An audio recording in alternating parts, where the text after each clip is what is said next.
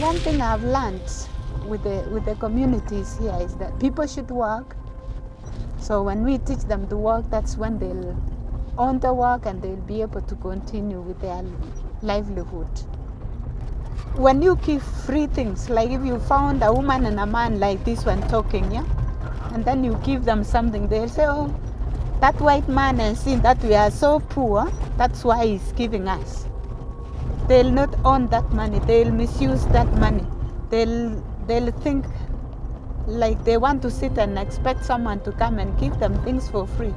And it lowers the dignity of the people because they are able to work. But when you give them free things, it's like you are lowering their dignity and increasing the poverty level.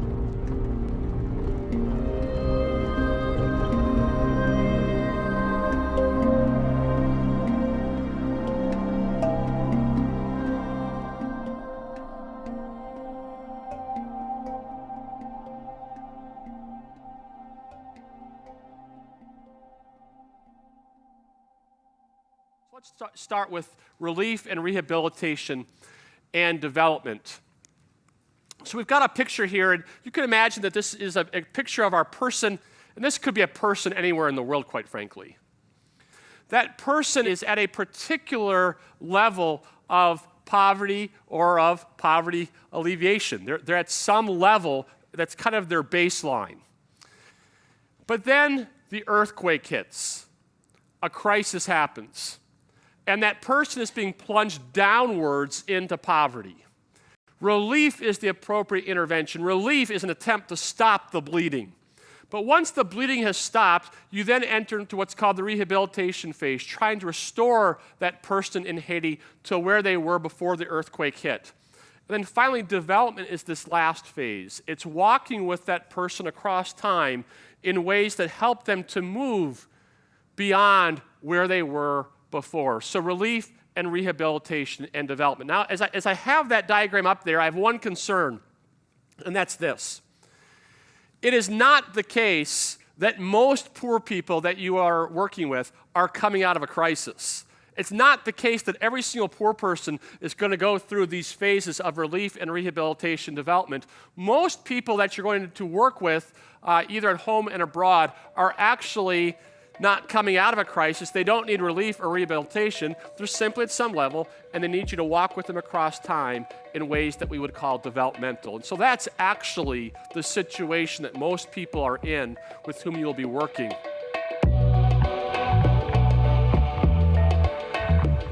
The issue of relief, rehabilitation, and development is really answering the question of causality. What's caused the person, the household, the community to be in the situation that they're in. Not all poverty is created equal, meaning our approach to helping must first be evaluated. For instance, in the case of global hunger, over 1 billion people worldwide suffer from this chronic state of living.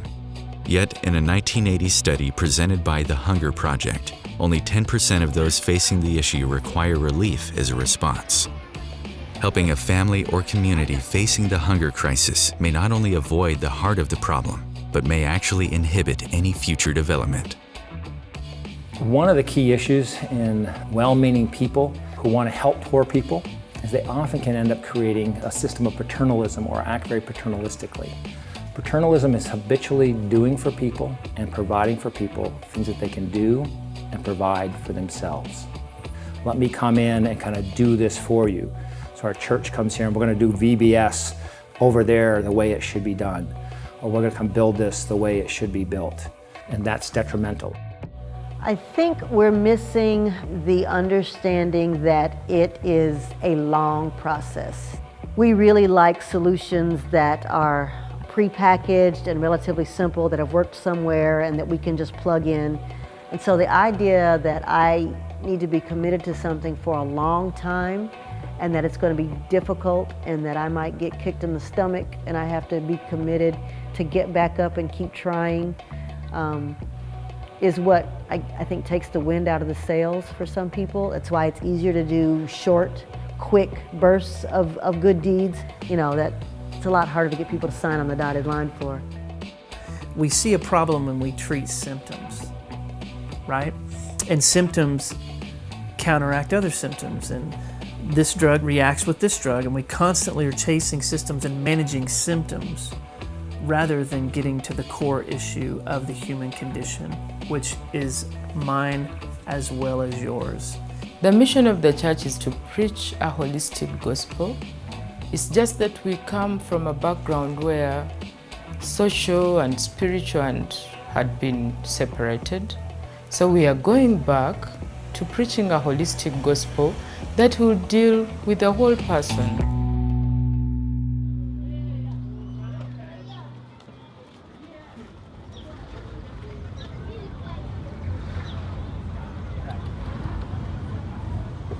Part of my background has poverty within it. Personally, I grew up in this type of a life.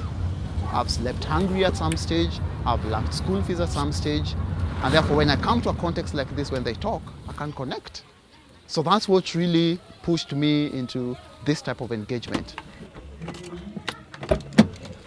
And as an economics student, I felt being moved towards development, and therefore I started engaging with communities even before I got out here, because of that passion and that thinking that, hey, life can be better than what we are seeing.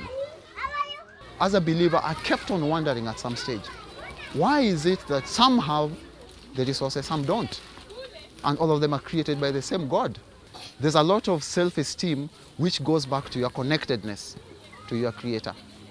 So for most of these guys, the first stage we take them through, even in business, is not directly into business training. It's helping them to deal with their hearts and transform that from within. And later on we discovered actually trying to work with the people and going directly into businesses, that it's not working. Give money to people to start businesses, you come a month later, there's nothing. What they did is just increase their consumption. Then we realized that there was more deeper problem into the heart other than in the hands. So transformation starts in the head, but it has to sink deeply into the heart, and hopefully that heart is transformed into the hands. So that's what really we work towards.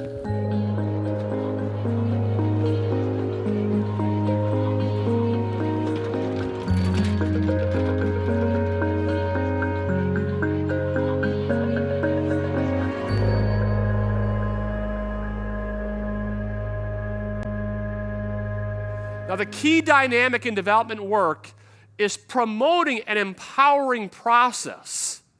The process is what matters. Now, this process will typically occur in or result in some products or projects. It might be a well that's being dug. It might be a house that's being built. But the process that is being used is at least as important as the product or project itself. Development is as much about how you do the work as it is about what the work itself is. I'm going to give you kind of a crazy example to illustrate my point. And I recognize it's kind of a weird example, but I'm trying to get some ideas across. I want us to imagine two short-term mission trips. The first short-term mission trip focuses on producing a product, period. And what this short-term team does is it runs into a poor country and it builds 3 houses and it gives 3 houses away to the local people, and the short-termers get back on the airplane, they fly home. And they stand up in church and they say, we went and we built 3 houses. The focus is on the production of houses. Now think of a different kind of short-term trip that focuses on the process and tries to create an empowering process, because the goal isn't just to have the house built. The goal is restoration of relationships with God, self, others, and the rest of creation. The goal is to help people who are suffering from a marred identity for a whole bunch of historical reasons. The goal is to help people who often have a profound sense of shame to understand that they're made in the image of God. They have inherent dignity and worth and capacity. And they're called to be stewards over creation. They're called to try to develop the creation and unfold the creation as God intended. That's the goal. So what this short-term missions team does is they first only go if they're asked to go by the people there. Imagine that one. Now, once they get there, they say to the people, what would you like to do? Now, if the people are honest, they're going to say, let's hang out together all week, but they probably aren't going to be able to be honest with you, so we'll get to that later. So they'll say, well, let's build 3 houses. And what this short-term missions team says, keeping the end in mind of reconciliation, this short-term team says, how do you think we should do it? And the people say, let's try building our houses out of toothpicks. I told you it's kind of a crazy example. Now, this short-term team, the goal for them isn't just the building of houses, it's a process that will result in empowerment. And so this short-term team is a little hesitant to say, toothpicks seem like a stupid idea. So what they might actually do that week is join hands with the local people, working side by side, building houses out of toothpicks. Now, at the end of the week, a big wind comes through and it wipes out all 3 houses. You now have toothpick rubble everywhere. And this short-term mission team, it gets back on the airplane, there's mounds of toothpick rubble everywhere. Failed trip, right? But the short-term team notices the village leaders standing around the toothpick rubble and going, man, that didn't work right. Let's try something different. Let's try using bricks next time, which is a more successful missions trip.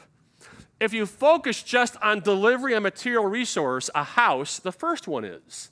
But if you're focused on creating an empowering process that helps people to be restored, to people who are stewarding their communities, who are trying to figure it out, this is a more successful trip. Now, if you're wondering, would he really not tell them that toothpicks were a bad idea? I'd tell him. But the point I'm trying to get at is the deeper point. Focus on the process.